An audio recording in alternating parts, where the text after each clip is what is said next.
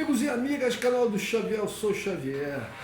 Gente, do jeito que a carroça tá andando, Cláudio Castro vai ter o mesmo final de Pezão, Sérgio Cabral, Wilson Witzel, Garotinho, né? Vai acabar parando na cadeia.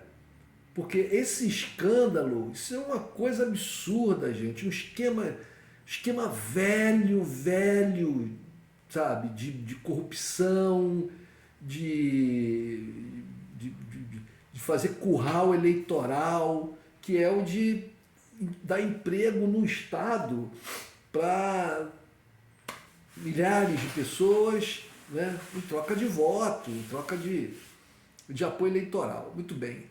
A notícia aqui no jornal Nexo, essa notícia está em todos os jornais, toda a mídia. Promotoria aponta folha secreta da gestão Cláudio Castro.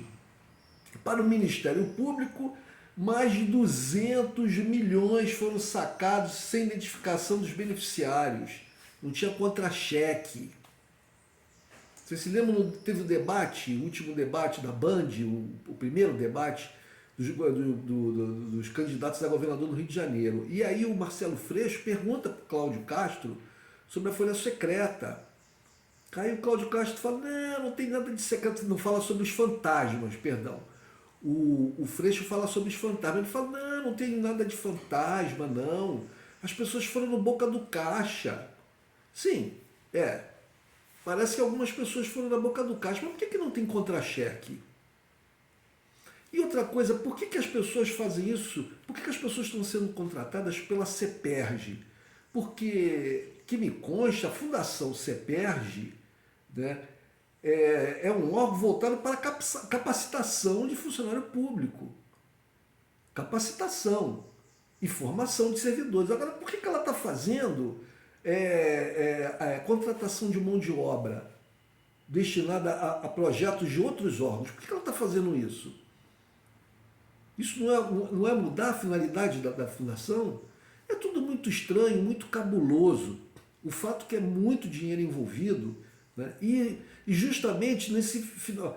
Vejam bem, gente, até antes da venda da SEDAI, o governo Cláudio Castro, que foi a continuidade do governo Wilson Witzel, né? Porque o Wilson Witzel foi afastado do cargo e está respondendo o processo por causa de corrupção. O Cláudio Castro era um senhor desconhecido. Ele não era conhecido. Como nem era o Wilson Witzel. Né? O Witzel cresceu a reboque do bolsonarismo. Cresceu a reboque do bolsonarismo. Era uma pessoa completamente desconhecida, fora o meio que ele atuava, ele era juiz e tal. E o Cláudio Castro também. E teve a sorte, esse Cláudio Castro, de ganhar, porque não foi ele que foi eleito. Quem foi eleito foi o Witzel, mesmo sendo desconhecido. O Cláudio Castro era mais desconhecido ainda porque era um vice, ninguém presta atenção em vice. A não ser quando é um vice, né, tipo o Alckmin do Lula. Aí outra coisa, o Lula carrega o Alckmin para lá e para cá. Né? Mas o Alckmin é uma figura conhecidíssima, em São Paulo principalmente, que é o maior estado do país. Ele foi governador de São Paulo. É uma figura conhecida. Agora, o Cláudio Castro, o Witzel era desconhecido. Ganhou a eleição a reboque do bolsonarismo. O Cláudio Castro não existia. E aí ganhou, né, teve assim um presente no colo, o governo do Estado. Mas ele não tinha dinheiro, porque o governo do Estado do Rio de Janeiro tem um grave problema, o orçamento é muito apertado. Mas vejam bem, senhoras e senhores, o orçamento é apertado, mas o orçamento é bilionário. É bilionário. Então, qualquer desvio que você faça num orçamento bilionário é coisa de milhões. Ora, para um ou para meia dúzia é muita coisa. Não é muita coisa para a população do estado do Rio de Janeiro. Né? Porque você precisa de investimentos realmente bilionários para poder mudar a vida das pessoas aqui. Mas para corruptos, né, que enchem o bolso com 1 milhãozinho, 2 milhãozinho, 3 milhãozinho, que maravilha. Imagina, você pegar aqui 3 milhãozinho, no bolsinho, botar e lá comprar um sítiozinho lá não sei aonde, daqui a uns meses mais os 3 milhãozinhos, você faz uma reforma no sítio, daqui a mais 3 meses você pega 3 milhãozinhos, aí você aumenta, compra outra propriedade do sítio. No final do teu mandato você virou um latifundiário aqui no Brasil, né? Um grande exportador de soja. É assim que esses caras fazem. Então, esse esquema da fundação, veja bem, são 200 milhões que a ação do Ministério Público, né, que o Ministério Público está dizendo que foram sacados sem identificação dos beneficiários, 200 milhões. Se desses 200 milhões,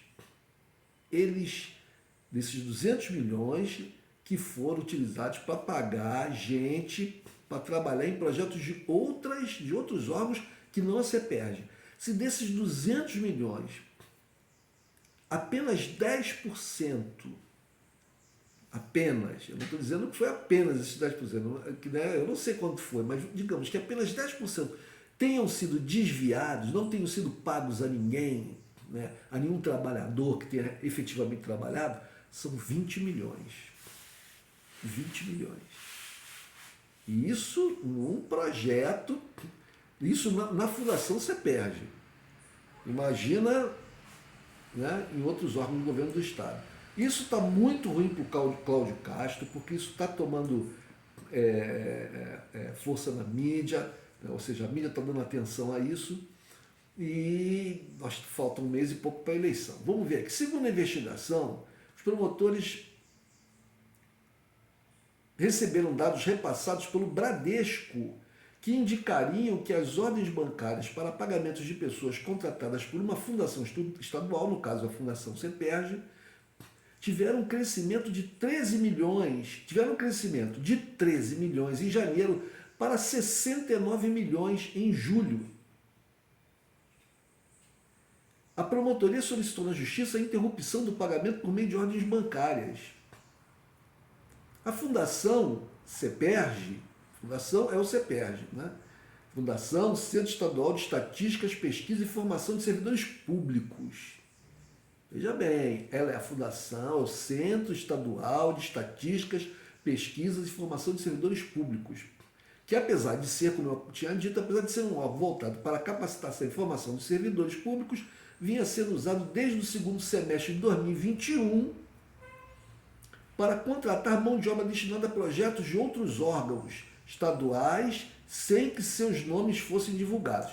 Como eu disse, o governo do Cláudio Castro recebeu o governo do Witzel e o orçamento do Estado do Rio de Janeiro muito apertado. Aí veio a privatização da SEDAI, né, que eles estão há séculos querendo fazer isso. Quando eu falo eles, eu falo essa turma, tanto os corruptos como o chamado pessoal do mercado. Porque você comprar uma empresa pública que tem um monopólio e que esse monopólio não pode ser quebrado, por quê? Porque não tem como você colocar, gente, várias empresas disputando, concorrendo no fornecimento de água e esgoto para as casas. Não tem como.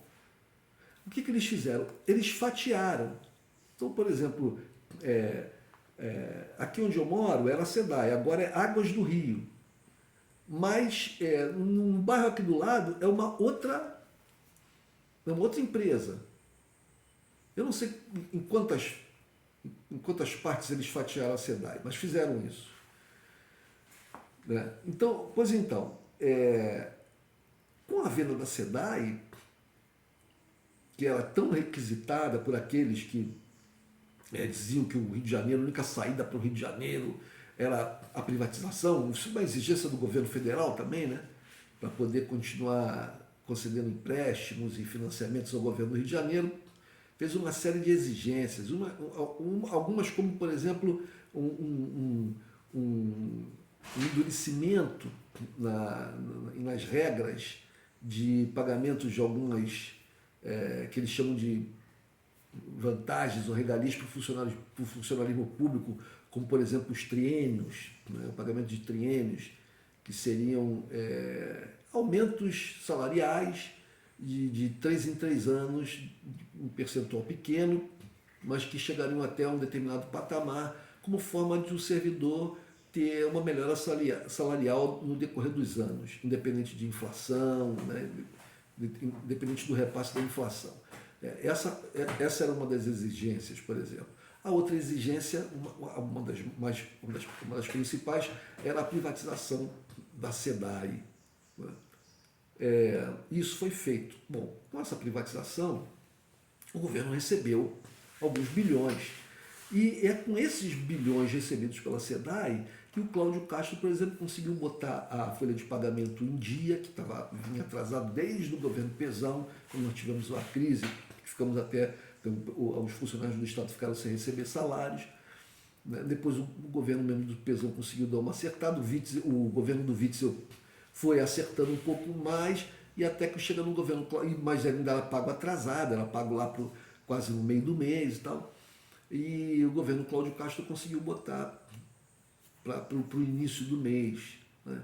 E tem isso como isso é uma propaganda que ele coloca na campanha política dele. Nós conseguimos pagar o 13º salário no ano, né? No ano de vigência, porque vinha sendo pago atrasado. Então eles receberam esse dinheiro, conseguiram acertar essa coisa do funcionalismo, vieram fazendo algumas obras aqui e ali e vieram fazendo esse tipo de coisa aí para a campanha eleitoral, né? Porque uma coisa que dá voto é arrumar emprego, né? Uma coisa que dá voto é arrumar emprego. E você cria o tal do curral, porque essas pessoas que são empregadas, todas não é concurso público, as pessoas não são estatutárias, né? As pessoas não têm estabilidade no emprego, as pessoas têm contratos. E as pessoas pensam, bom, se esse governo perder a eleição, eu não tenho garantia que o próximo governo vai manter isso aqui, pode acabar, eu vou perder meu emprego. Então essas pessoas, elas votam no governador, elas e as pessoas agregadas a elas, seus familiares. Então se eles, uma outra matéria que tinha saído um mês atrás sobre essa coisa do CEPERJ e dos gastos com esse pessoal contratado e tal, falava em 9 mil cargos.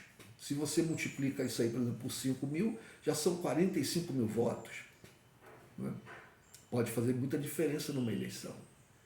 Né? Pode fazer muita diferença.